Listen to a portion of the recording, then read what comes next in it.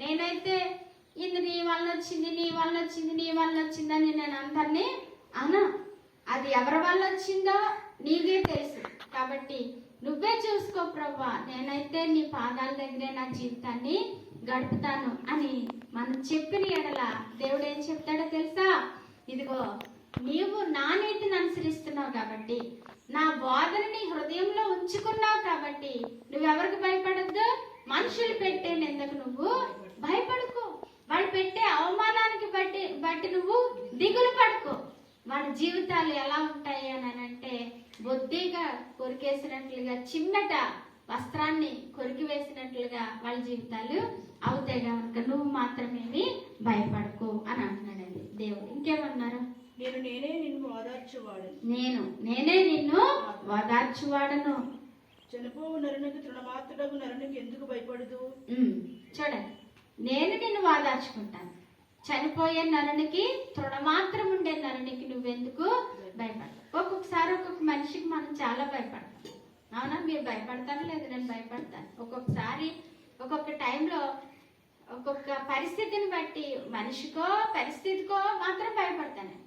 భయపడినప్పుడల్లా ప్రభు మాట్లాడి మాట ఇదే మాట. అంటే అన్నిసార్లు కాదండి, అన్నిసార్లు నేను భయపడను. చాలా చాలా రేర్గా అనమాట అండి. నా హృదయాన్ని బాగా బాధ పెట్టేటువంటి పరిస్థితి వస్తుందండి ఒక్కొక్కసారి. నాకు తెలిసి నేను ఈ ఓదార్చువాడను. చనిపోవు నరునికి, తృణమాత్రుడగు నరునికి ఎందుకు భయపడదు? ఒక మనిషి అంటే ఎవరండి? చనిపోతాడు. ఎవరైనా, మనమైనా చనిపోతాం. ఒక మనిషికి నువ్వు భయపడాల్సిన అవసరం ఏమీ లేదు. తృణమాత్రుడు మనిషి ఏమాత్రపు వాడండి? మనం ఏమాత్రపు వాళ్ళం? తృణం. అయ్యో ఇప్పుడే వెళ్ళాడండి, అయ్యో ఇంతలాగా అయిపోయాడా అని అంటారు. ఏంటది? మనిషి ఆయువు తృణ ప్రాయము. అది మనిషికి భయపడిపోయి దిగులు పడిపోయి దాక్కుడిపోయే అంత పరిస్థితి ఏమీ లేదు. ఇంకేమన్నాడు చూడండి, బాధ పెట్టువాడు నాశనం చేయటకు సిద్ధపడినప్పుడు వాని క్రోధమును బట్టి నిత్యము భయపడుచు వాడికి నువ్వు నిన్ను బాధ పెడుతున్నాడని, నిన్ను వేధిస్తున్నాడని, నీవు ఆ నిత్యము వాళ్ళు చేసేటువంటి పనులకి నువ్వు బాధపడుచు ఏం చేస్తున్నావు? ఆకాశములను వ్యాపింపచేసి భూమి పునాదులను వేసిన యెహోవాను, నీ సృష్టికర్త అయిన యెహోవాను మరచుదువా? హల్లెలూయా, హల్లెలూయా. ఏమంటున్నాడండి దేవుడు? నిన్ను బాధ పెట్టేవాడు ఎలాంటి వాడంటే, ఒక మనిషి ఎలాంటి వాడంటే తృణమాత్రమైన వాడు. ఇంతలో కనపడి అంతలో మాయమైపోయేవాడు. అటువంటి వాడు బాధ పెడుతున్నాడు అని చెప్పి వాడు బాధ పెడుతున్నాడు అనే ఆలోచించి ఎవరు మర్చిపోతున్నావు నువ్వు? ఆకాశంలను వ్యాపింపచేసి భూమి పునాదులను వేసిన యెహోవాను, నీ సృష్టికర్త అయిన యెహోవాను మరచుదువా? నన్ను మర్చిపోతావా? ఆకాశాన్ని వ్యాపింప చేసిన వాడు నేను ఎంత గొప్పవాడిని అమ్మా. ఆయన ఎంత గొప్పవాడండి? ఆకాశాన్ని వ్యాపింప చేసాడు తర్వాత భూమిని భూమికి పునాదులు వేసిన వాడు ఎవరైనా దేవుడు. మనం నమ్మిన దేవుడు ఆకాశాన్ని వ్యాపింప చేశాడు, భూమికి పునాదులు వేశాడు. ఇంత మనల్ని పుట్టించుకున్నాడండి సృష్టికర్త. ఆయన మర్చిపోయి ఈ మనిషిని చూసి బాబాయ్ ఇలా అనేసాడు, ఇలా చేసేసాడు, ఇలా అన్నట్టుండే బాబాయ్ ఏం చేసేస్తాడో, రేపేం కొట్టేస్తాడో, రేపు ఏం చేసేస్తాడో, అదో ఇదో అని ఇంకెంతసేపు ఆ మనిషిని చూసి దిగులు పడతా కూర్చుంటావా? నన్ను చూడవా? నన్ను చూడవా? నేను ఎంతటి వాడినా నీకు అర్థం కావట్లేదా?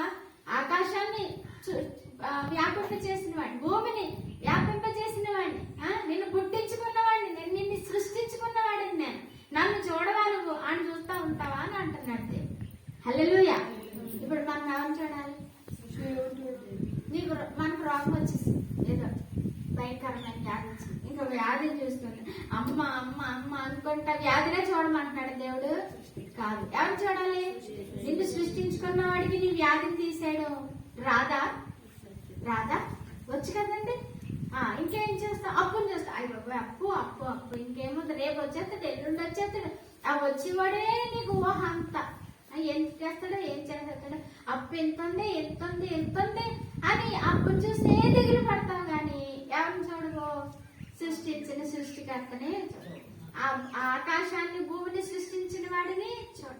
ఇంకెంతసేపు కలిగిన వేదన చూసి దిగులు పడుతూనే ఉంటే ఇంకెప్పుడు నన్ను చూస్తావు అని అడుగుతాడు. అది కాదు, అది చూడకు అసలు, అది చూడకు. అది దాని అసలు అది ఏ శ్రమ అయినా సరే, ఏ మనిషి అయినా సరే అసలు నీ మనసులోకి రానివ్వకు, నన్ను చూడు అని దేవుడు చెప్తున్నాడు. ఎంత మాట అండి, ఎంత మంచి మాట, ఎంత మంచి మాట. మీకు అనిపిస్తుందా ఇది మంచి మాట అని? అసలు నేను చెప్పింది అర్థమవుతుందా? అర్థమా కాదు. ఎందుకని కష్టం కాదు?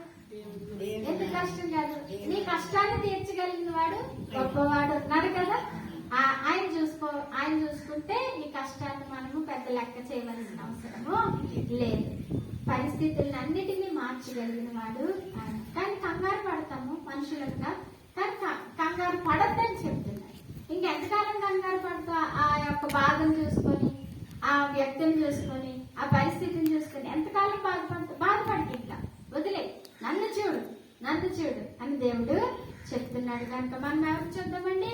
యేసయ్యనే చూద్దాం. మనం పుట్టించుకున్న వాడినే చూద్దాం. పుట్టించుకున్న వాడికి బాగు చేసే శక్తి లేదా అండి? కారు మనం చెప్పాను కదా, కారు బాగు